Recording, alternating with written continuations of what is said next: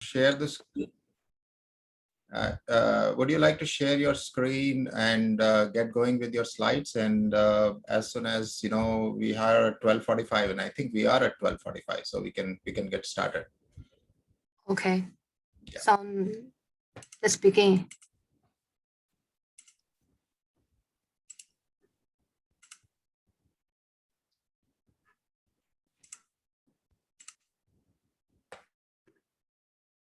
Hello, everyone. I'm very glad to make a presentation here.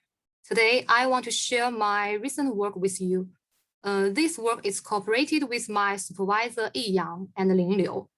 The name of my work is Store with Store Showrooming, the role of acceptance and matching. That is, I want to make a discussion from two different roles of showrooming. Before my presentation, I want you to know about two concepts. The first is what is showrooming. I will take an example to explain it. Suppose that you want to buy an iPhone and you search the online website and find some information about it. But you still have some uncertainties such as the touch and whether you can adapt to the iOS system. So you go to an offline store where you can have a try. And without uncertainty, you make your last purchase decision. That is showrooming. Try offline, but buy online. The second concept is what is store with store. Store with store means that you can find third-party brand counters in a shopping mall. There are two main selling ways in current showroom retailer. The first is reselling. It means the showroom retailer first make a wholesale contract with the third-party brand and then decide the retail price to consumer. However, in agent selling, the price is determined by brand and the retailer only charge rent and the service fee. And the agent selling is a way of store with store. My model combines showrooming and the store with store together. I mainly focus on whether the third-party brands decides to open a showroom and help consumer to lower their uncertainty, and how showroom retailer can charge a maximum rental fee from these brands. In fact, it is what some big box retailers did when they faced the competitors like Amazon and so on. For example, Best Buy, the world's largest retail group, faced a great problem from showrooming in 2012. But it solved it and got other progress in 2020. And so does Bonobos do. These retailers didn't try to avoid the free riding by showrooming. Instead, they try to take the advantage of the showrooming and focus on offline service. So with those said, let me introduce my research questions. I mainly divided into three questions. First, from retailer's point of view, how can it charge the largest fee from third-party brands? As for third-party brands, what are their entry decisions? And how can they set the optimal prices on the different decisions? At last, whether showrooming benefits all stakeholders, that is there an obvious situation? Besides, I will discuss from two roles of showrooming, as I just mentioned. The first is acceptance role. It means the product online may have a discount on its utility. For example, a product with a good quality, but it is not well known. If a customer can try on it, they will know the good quality and want to pay more on it. That is, consumer definitely get gross positive utility from the product on the acceptance improvement. And if they make a visit to showroom, they will get a higher gross utility. The second is matching role. It means customers don't know whether the product suits their needs. If the product doesn't have a good match with them, they will get zero utility. Here are the notations in my model. There are two brands. One is recognized as a good product called H, and the other is a relatively poor product called L. Alpha means the uncertainty of the brand. It at any value between 0 to 1. Phi means the preference of customers. It is a uniform distribution from 0 to 1. There are 4 stages in my model. First, the retailer determines a fixed rental fee, K, to monetize its showroom service. Then both brands simultaneously determine whether to pay the fee to open a store in the retail showroom, followed by their pricing decision. Lastly, customers make their purchase decision. The problem is a multi-stage game, and we aim to find the sub-game perfect equilibrium by using the backward approach. We first solve for the sub-game equilibrium of stage 3 and 4, consumer's choice and brand's pricing decisions for all possible outcome in stage 2, including subgames NN, EN, NE, and EE. We then solve the brand's entry and pricing decision and finally figure out the retailer's rental decision. First, we assume brand has the same quality, that is QH is equal to QL, and they have different alpha. Let's look at the results on the acceptance improvement. In equilibrium, only one brand enters the showroom, and sometimes it will also benefit the brand who does not enter. And the showrooming may create an all-win situation. This figure may make it a little bit clear. Intuitively, L has a higher incentive to join the showroom.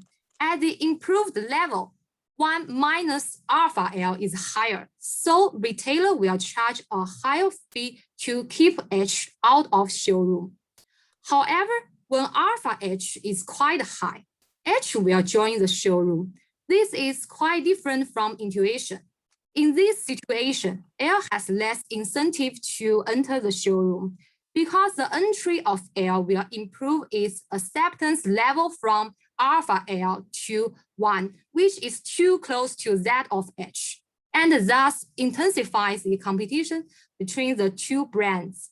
On the other hand, if H does not enter the showroom, L will do, and the competition will be intensified. So it is better for H to pay a higher entry fee to avoid higher loss on the L's entry. And it is easy to get that when alpha H and alpha L are quite close, L's entry will benefit L2, because L's entry will widen the gap between their acceptance levels and reduce the competition. And the showrooming may reduce consumer surplus.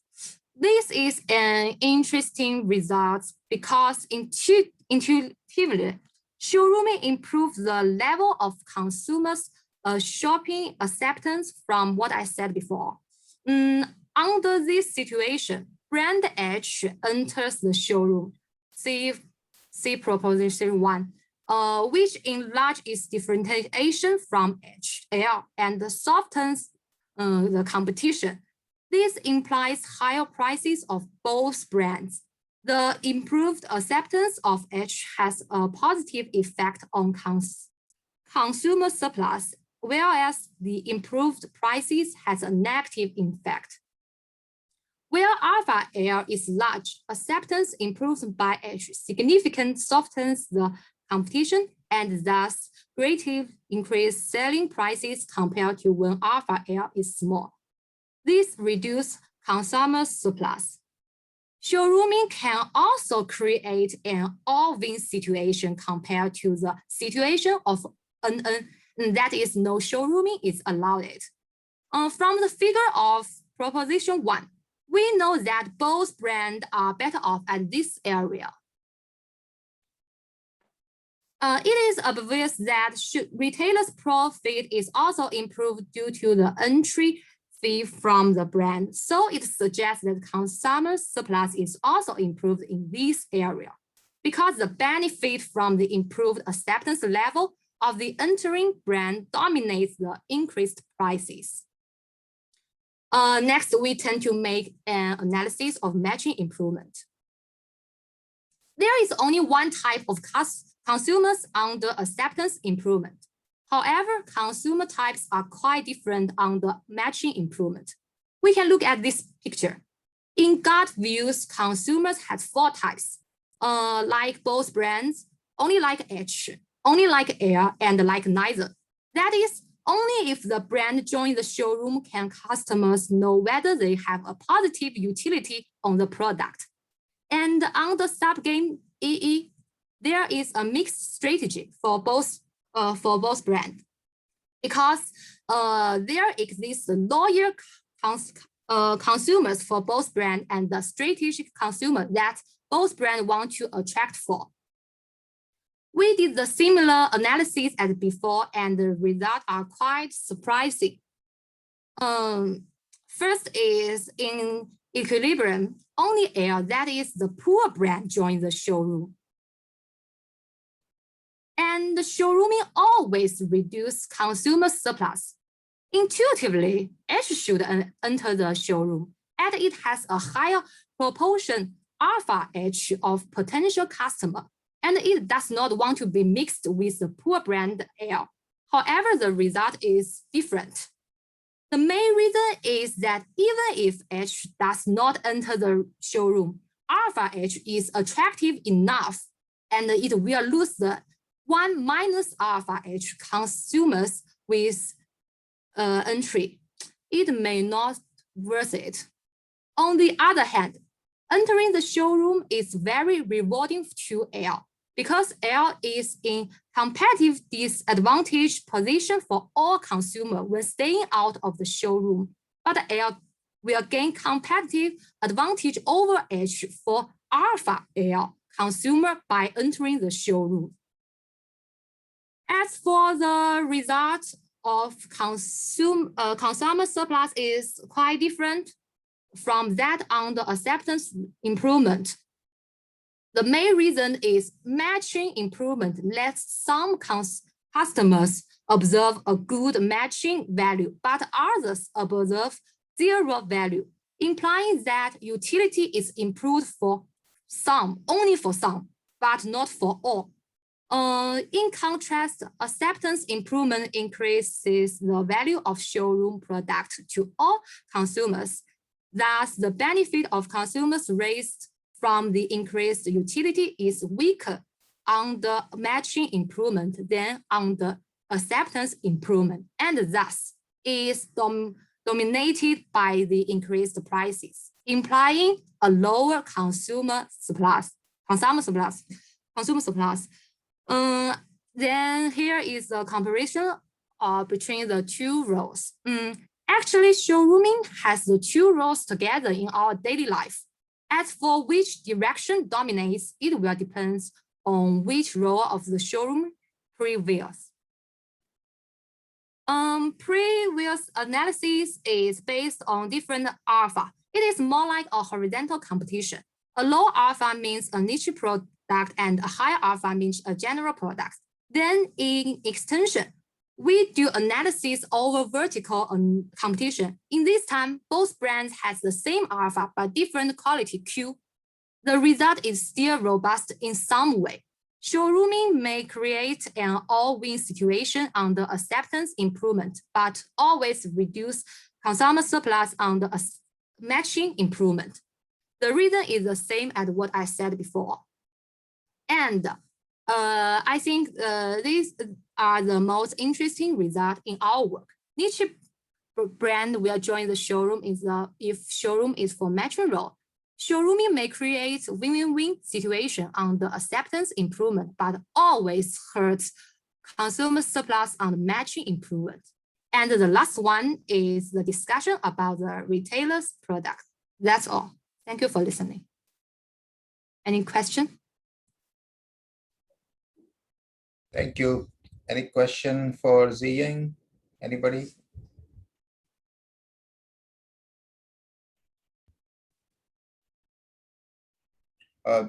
So I have a quick question. I'm a very interesting research. You know, I'm just curious. So if you want to say, empirically test some of the things that you have talked about in your research, I'm just curious if you have thought about it, what kind of data would you need, and how would you try and go and test some of the main takeaways from your paper? You mean, did I do some No, I'm just analysis? Yeah, I'm just curious, if you have thought of, if there's any way, we can we test some of the findings from some data? Oh, yeah, but I don't know how can I get the data to test it. Oh, okay. No. So we just do pure theoretical analysis. Okay. All right. Anybody has any questions on models or findings or anything? So I had a quick question. So there is a paper, I think, by Gerath and Zhang, which is about store within a store. Yeah. So how does, basically I wanted to know what exactly this paper is doing differently from that. Store with store doesn't combine the competition between, he doesn't combine the competition between offline channel and the online channel. He just discussed the selling way. I think so. Okay. Our paper is a combination of store with store and showrooming. I think it haven't been discussed before.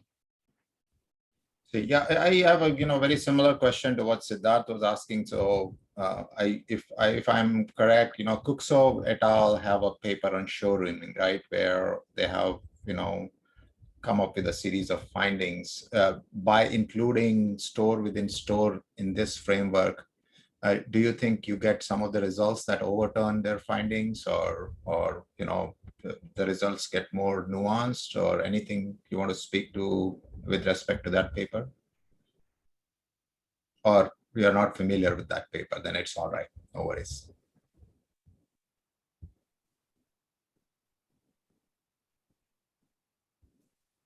Sorry, we can't hear you if you're speaking, and maybe you're muted. Okay.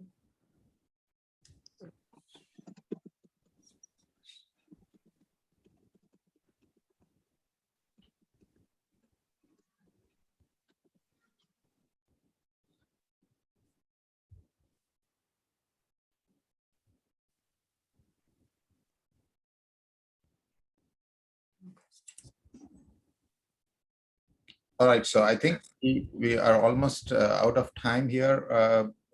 So 12:05, I think, Abhinav, are you ready to